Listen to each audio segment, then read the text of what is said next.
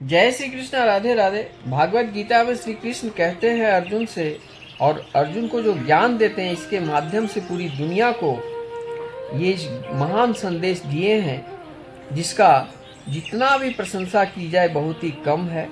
और भागवत गीता एक ऐसी ग्रंथ है जिसमें वेस्ट करने वाला कोई पदार्थ नहीं, ऐसा फल है जिसमें न गुठली है न छिलके हैं। इसका एक चम्मच श्री कृष्ण भावनामृत अपने हृदय में धारण करने पर हम शुद्ध हो जाते हैं और हम पवित्र हो सकते हैं। मैं अपने शरीर को साबुन से नहा लेता हूँ। अपने जो कार बंगला गाड़ी जो भी सामान है रिपेयर करने के लिए मिस्त्री बुला लेते हैं, ठीक हो जाता है। तबीयत खराब होने से डॉक्टर्स का भी के पास जाते हैं, इलाज हो जाता है। मगर मन के अंदर जो अशांति है, इसका इलाज करने के लिए कोई डॉक्टर नहीं पैदा लिया। इसका इलाज मन को मजबूत करना, मन को शुद्ध करना, और मन के अंदर जो दुख है, तकलीफ है, स्ट्रेस है, डिप्रेशन है, इसको हटाने के लिए एकमात्र उपाय है वो भागवत गीता का ज्ञान। इस ज्ञान में क्या कहता है कि मन, कर्म और वचन, ये तीन को सही रूप में करो। तुम्हारा 90% काम जो बिगड़े हैं उसका मूल कारण है कि तुम्हारा वचन सही नहीं है, बात सही नहीं करते हो और बहुत अधिक बात करते हो, बहुत अधिक बोलते हो। इसको कंट्रोल कर लो, देखना तुम्हारा मन नियंत्रण में खुद ही हो जाएगा। कर्म ऐसा करो, समय पर नहीं करते हो, उसको समय के अनुसार सारा कार्य करो, देखना तुम सफल हो जाओगे। और पहला है मन को नियंत्रण में करो। मन के अंदर सत्य, दया, भक्ति, शुद्धि का निवास होना चाहिए। तो इन सब चीज़ों के लिए एक गाइडलाइन होना, एक गुरु की आवश्यकता पड़ती है। कोई व्यक्ति शुरू से ही, जन्म से ही विद्वान नहीं होता है। उसको किसी भिज्ञ गुरु के शरण में जाना पड़ता है, जिसमें सबसे पहला गुरु मेरी माँ है। तो माँ और पिताजी जिन्होंने मुझे जन्म दिया, उसका सम्मान, उनका आदर, उनको कभी तिरस्कार अपमान मत करो। तुम्हारे बूढ़े माता पिता जो बीमार हैं, बलहीन हैं, धनहीन हैं, उनको बीमार अवस्था में छोड़कर तुम मंदिर में भटकोगे, महादेव के मंदिर जाओगे, देवी स्थान जाओगे, कोई लाभ नहीं होगा, कुछ भी लाभ नहीं होगा, कोई फायदा नहीं है।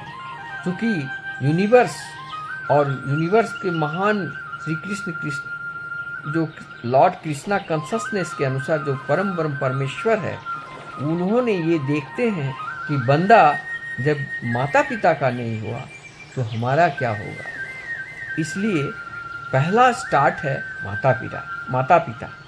सेकंड है गुरु जिन्होंने तुम्हें शिक्षा दिया, ज्ञान दिया, उनका आदर भी करना जरूरी है। अगर तुम उनको आदर नहीं करते हो और उनको अपमान कर देते हो तो भी तुम्हारा कोई पूजा पाठ सफल नहीं होंगे।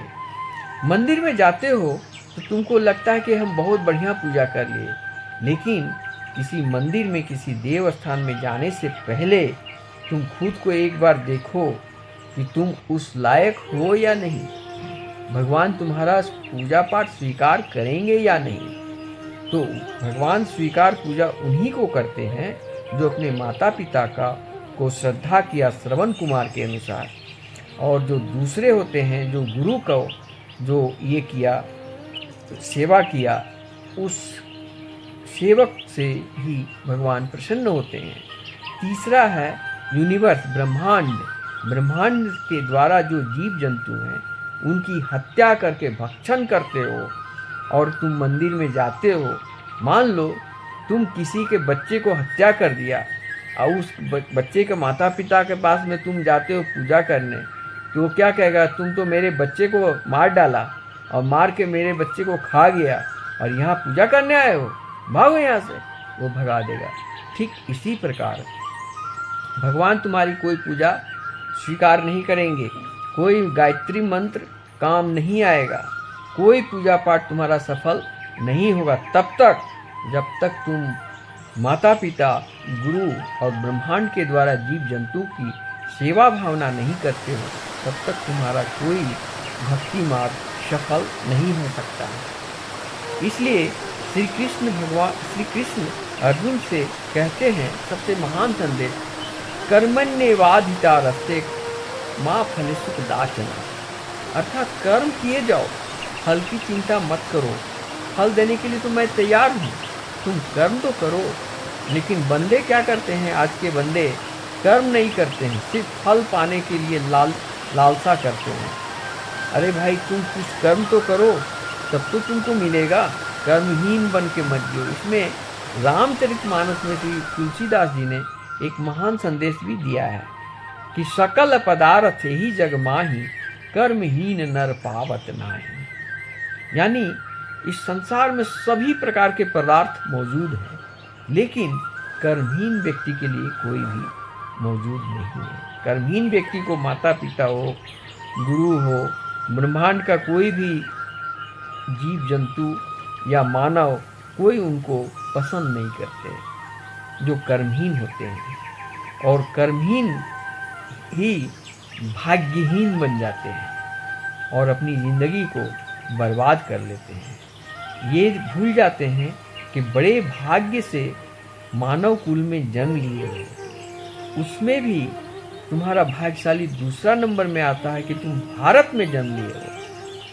तीसरी भाग्यशाली वो होता है कि भारत के अंदर सनातनी धर्म में जन्म लिए हो। चौथा भाग्यशाली वो है जो भागवत कथा का श्रवण करने का सौभाग्य प्राप्त हुआ है तुमको। पांचवा भाग्यशाली वो है कि जो भागवत कथा को सुनते भी हैं और दूसरे को सुनाते भी हैं। इस प्रकार उनके श्री कृष्ण के माध्यम से जो गीता का ज्ञान है उसको फॉलो भी करते हैं और दूसरों को फॉलो करने के लिए कहते हैं। यही परम ज्ञान, परम तत्व है। ईर्ष्या, क्रोध, घृणा, ये तीन को मन के अंदर से त्याग दो, तुम्हारा मन पवित्र शुद्ध हो जाएगा। मन के अंदर में आत्मबल, धैर्य और चरित्र को स्ट्रांग रूप से बनाओ, तभी तुम्हारा मन मजबूत रहेगा और तुम आगे बढ़ पाओगे। इसलिए प्रेम से बोलो, गीता का अध्ययन करो, भक्ति मार्ग में आओ, प्रेम से बोलो राधे राधे।